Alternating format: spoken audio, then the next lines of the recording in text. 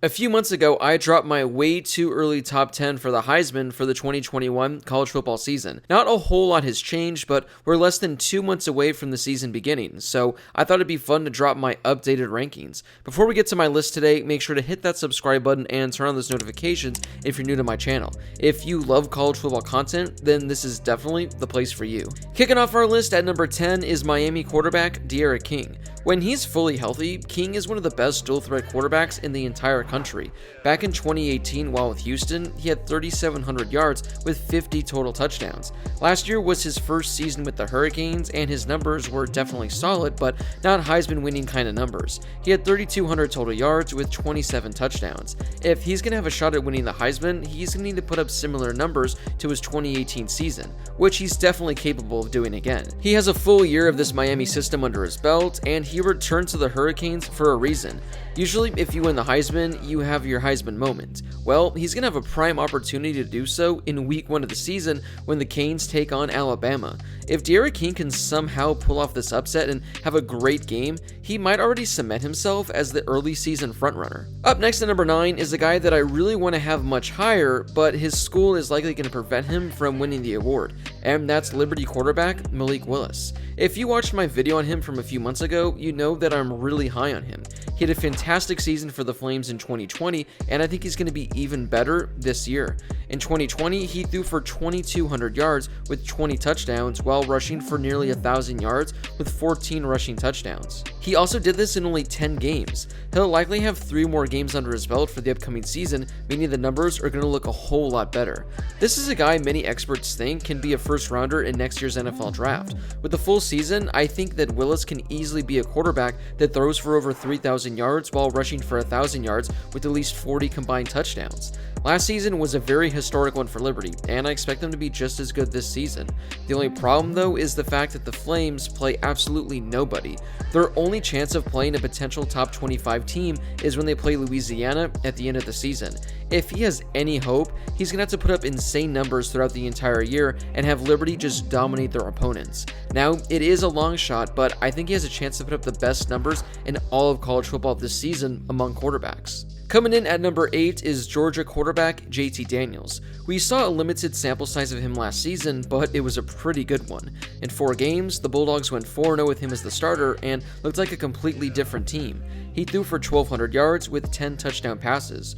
Georgia has been a really good team over the last few years, but I feel like they've been lacking a top-tier quarterback. Well, it looks like they finally have that in JT Daniels. He'll have a chance right away to have his Heisman moment as Georgia plays Clemson in week 1.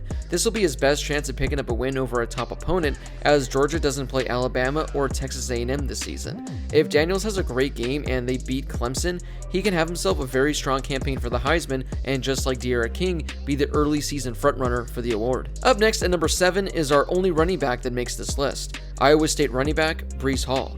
As we saw last season, there's a chance that a non-quarterback can win this award, but I think it's going to be extremely difficult with so many great quarterbacks this year. Still, Breece Hall is expected to be one of the top running backs in the nation this season. There are some other running backs that I'm going to talk about in other videos, but I think the running back with the best chance to win is going to be Hall. He was fantastic for the Cyclones last season, as he rushed for 1,600 yards with 21 rushing touchdowns. He also added over 20 catches for 200 yards and 2 touchdowns in the receiving game. The Cyclones have a pretty tough Big 12 schedule, plus a non-conference matchup against Iowa. If Iowa State can be in the college football playoff hunt and Breece Hall is among the leading rushers in the nation, he's easily going to be receiving Heisman votes. Up next at number 6 is USC quarterback Keaton Slovis. USC quarterbacks winning the Heisman isn't anything new, so there's a chance that Slovis could add himself to the impressive list. His first 18 games at USC have been one of the best 18-game stretches to begin a college football career that we've seen in recent memory. He's already thrown for 5,400 yards with 47 passing touchdowns while completing 70% of his passes. He's been fantastic for USC, and he'll be looking to set single-season records for the Trojans in 2021. We already know his numbers are going to be there if he stays healthy. The only question, though, is whether or not USC is going to be a great team. If they're in the hunt for the Pac-12 title and potentially a playoff spot, he's a near lock to receive Heisman votes and likely be a finalist. USC has a relatively easy schedule in 2021, but they do play Notre Dame on the road in October for likely their toughest matchup of the season. If he's going to have his Heisman moment and cement himself as a frontrunner, it's going to have to come in that game. Before we get to my top 5, if you could give this video a thumbs up, I would greatly appreciate it. It really helps share the video and my channel with more college football fans, and it only takes a second to do. Coming in at number 5, we have Ohio State quarterback CJ Stroud. Now, this is tough putting him in my top 5 because we literally have no sample size on him. Plus, there's a chance that he doesn't even win the starting job. However, for the sake of this video, I do think he wins. And as we've seen over the last decade, if you're the starting quarterback for the Buckeyes, you're likely going to have a fantastic season. All of the recent quarterbacks have been in the Heisman conversation, and I don't expect that to change this season. He's going to have a big test early on in the year as Ohio State takes on Oregon in Week 2. If he can pull out the victory, I see no reason why Ohio State can't run the table and finish their season undefeated. Now, if Ohio State goes undefeated or even have just one loss, and Stroud puts up the numbers I think we expect him to, Ohio State can have their first Heisman Trophy winner since Troy Smith. Up next at number 4 is another quarterback we have really no sample size of, and that's Alabama quarterback Bryce Young. Much like Ohio State, Alabama's quarterbacks have thrived over the last decade. Out of all the great ones they've had in recent years, though, Bryce Young easily could be the best. He's the best quarterback recruit they've ever had, and is one of the top quarterback recruits from his class. Between Mac Jones, Jalen Hurts, and Tua Tagovailoa, Alabama quarterbacks are on a roll, and I think Bryce Young will be the best out of all of them. We know Alabama's likely going to be number 1 all season, and they'll likely be in the playoff at the end of the year.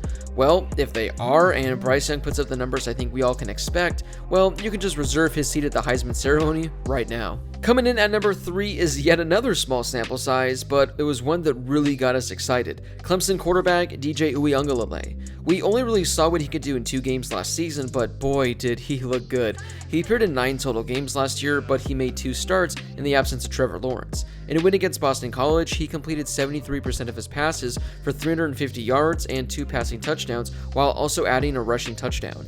Then, on the road at Notre Dame, he threw for 450 yards with 2 passing touchdowns and a rushing touchdown. Clemson did lose the game, but for a true freshman to go on the road at Notre Dame and put up that kind of performance was remarkable. Well, he's going to have a chance for his 3rd career start to be just as big as he plays Georgia in Week 1. Like I said earlier with JT Daniels, but if Ungale can knock off the Bulldogs in Week 1, he can be the early season frontrunner. After that game, Clemson very well could run the table and finish the season undefeated. I think DJ is going to put up some big numbers in 2021, so as long as Clemson is in the playoff hunt, expect him to be a name that's in the Heisman discussion all season long.